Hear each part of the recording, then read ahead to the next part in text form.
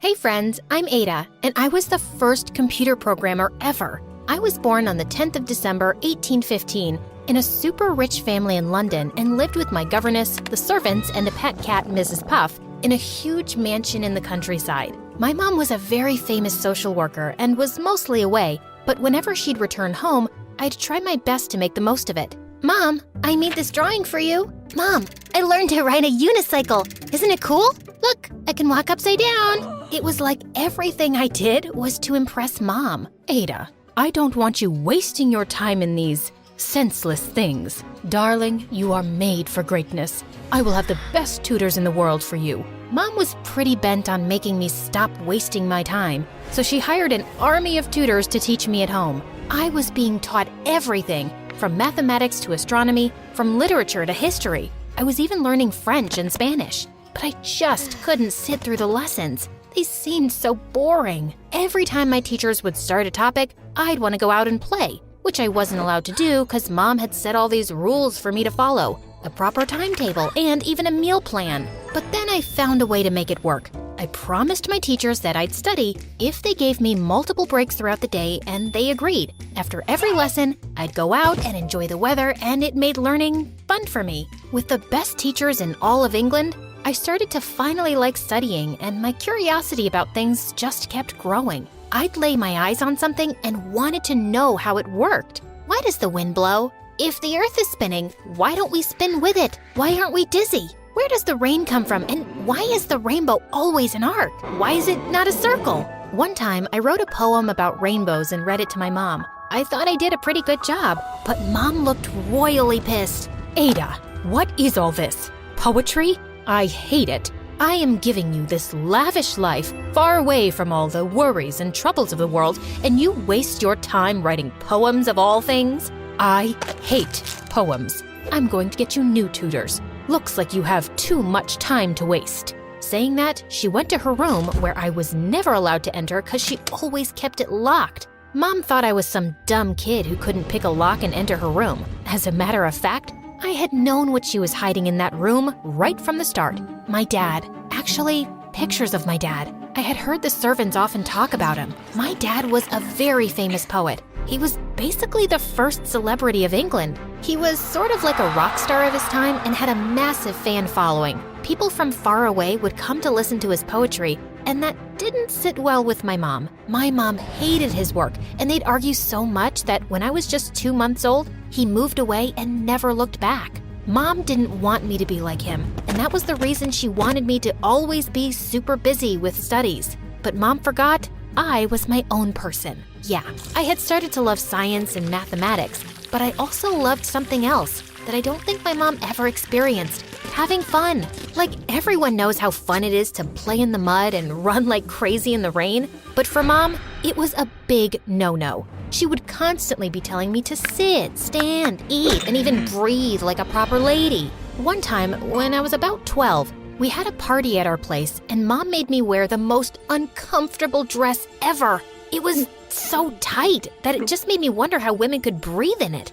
As everyone danced and enjoyed themselves, I just wanted to get some fresh air. So I went to the garden, and it was then that I saw it.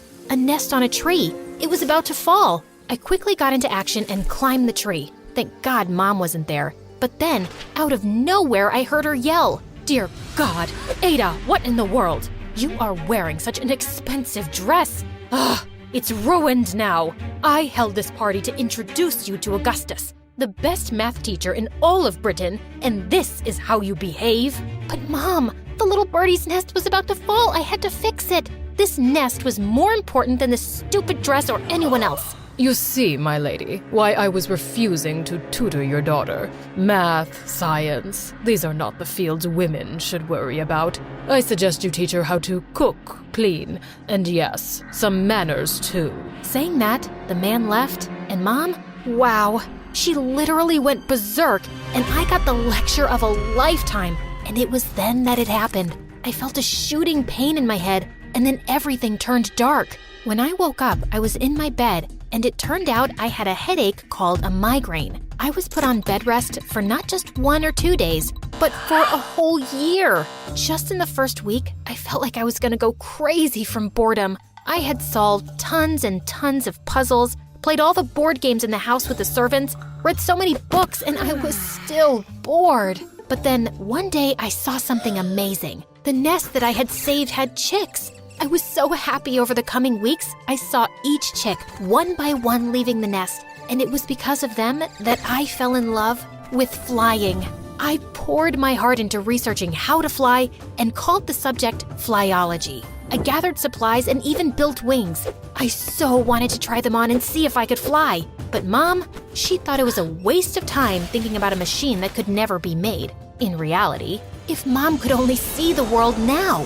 When I turned 14, Mom introduced me to my new teacher, Mary. She was a mathematics genius, and it was because of her that my love for the field of mathematics just grew. One time when Mary was done with her class, she forgot her advanced math book at my place. Since back in the day we didn't have TV or smartphones, I was just bored, so I started solving the equations. And the next week when Mary visited, she was stunned. Who helped you? There is no way you did it yourself. This is practically the hardest math question. Hardest? It was easy peasy. Hearing my answer, Mary went deep into thought, and when she visited me the next week, she had a gentleman with her who looked familiar. It was Augustus, the man who thought women couldn't do math, and now he wanted to be my teacher?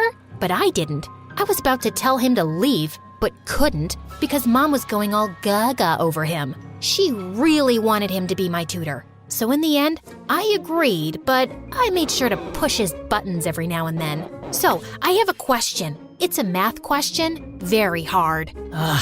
You asked one silly question just 5 minutes ago. Fine, ask away. Why can't a nose be 12 inches long? What kind of question is this? Because then it would be a foot.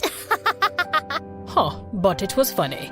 I guess I needed to cut some Augustus some slack. He was a nice guy and taught me everything I needed to know about math. I know I was his favorite student. He never said it himself, but I did find his letters in Mom's drawer one time in which he told Mom that I had the potential to be one of the greatest mathematician minds in the world. One time when I was 17, Mom and I were invited to Mary's house for a ball. She was getting engaged, and to be honest, the party was boring. Like, there was no one I could talk to. All the girls my age wanted to talk about were boys, babies, and baking. Oh my. Look at your 9 o'clock. No, 3 o'clock. That guy is totally checking you out. Wave your fan. Say hi to him with your fan. Sweet lady, you look so pretty tonight. My thoughts about you keep multiplying by 10. I hear you love numbers. So, how about we dance? Cringe. I need something to eat. I feel like I'll faint if I don't eat something fast. Saying that, I hurried to the food table, and just as I grabbed the last donut, someone else took it. And when I saw who it was, I felt like a deer in the headlights. It was Charles Babbage, a science genius who had been building a giant calculating engine, or as you call it today, a computer. Oh my God, a big fan of your work. I was wondering if you could dance? No, thank you. What? No, not dance. I wanted to see your machine. I've heard so much about it. I want to work with you. Work? With me? That's cute. Please excuse me. What huh? Well, I was determined to see his invention, and when I told Mom, she pulled some strings, and Charles had to finally invite me to a showing of his machine, which was still not complete. The moment I laid my eyes on it, I was in absolute awe. The man was a genius. His machines had like 25,000 parts, and once complete, could perform all types of complex calculations. The man was working on the very first computer, and I wanted to learn from him. It's marvelous. I have never seen anything like this in my whole life. How about you teach me about this marvelous machine, and I can help you make it better? Oh, wow. You think you can just make it, better? I have spent years and years working on this, and you think you can make it better? No way. Are you always such a jerk, or do you just show off when I'm around? And by the way, why do you have to repeat the same steps over and over again for a simple addition? Saying that, I turned to leave, but I guess what I said made perfect sense to him, and he stopped me in my tracks.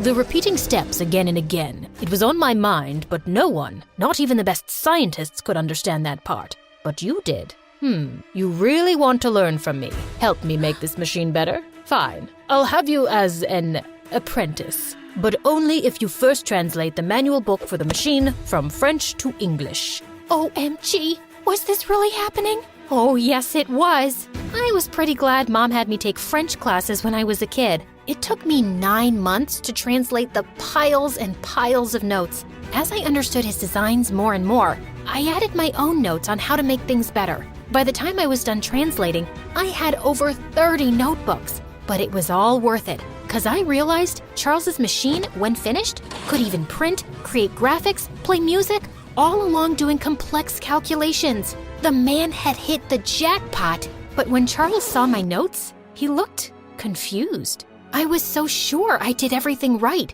Did he find some mistake? Were my calculations wrong? Did I blow my chances of working with the Charles Babbage?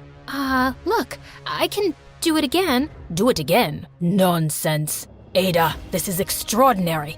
Everything you've written makes so much sense. With you by my side, I am so sure this machine will be a success and even better.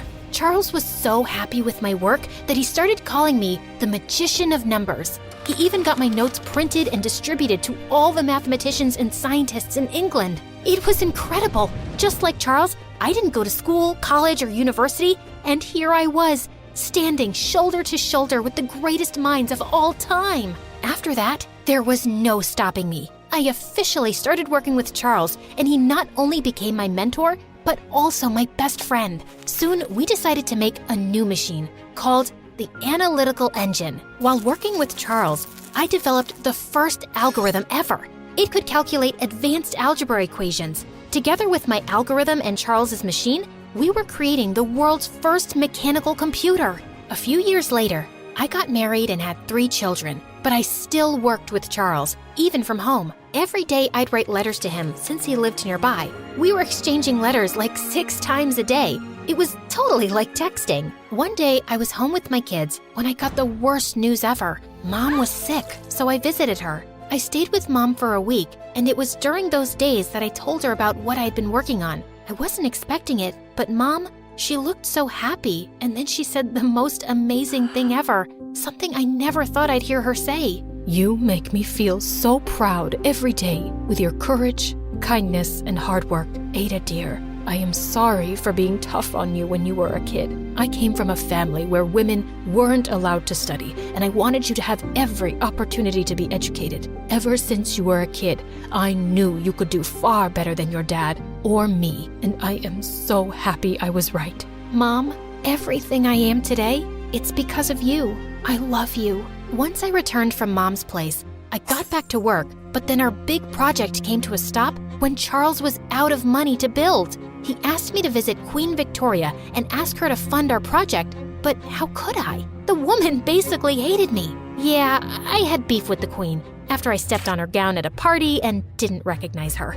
Oh God, this was gonna be so hard, but I had to do it. For Charles. I went to see the Queen and explained everything to her. I wasn't expecting it, but she agreed to help me. I was ecstatic, and when I broke the news to Charles, he was thrilled. Oh my God. Thank you so much. Ada, how can I ever repay the favor? How about you make me the CEO of Babbage's machine? CEO? You can be chairman, president, anything you want, because it's a fact, Ada. With your code, this machine will reach new heights. I was coding computer programs before there were even computers and before it was cool. 100 years later, the work I did with Charles was finally recognized and became the basis for the invention of the first modern computer and the basis for the machine you are watching me on right now. In the late 1970s, the United States Army created a programming language called Ada to honor my work in the programming field.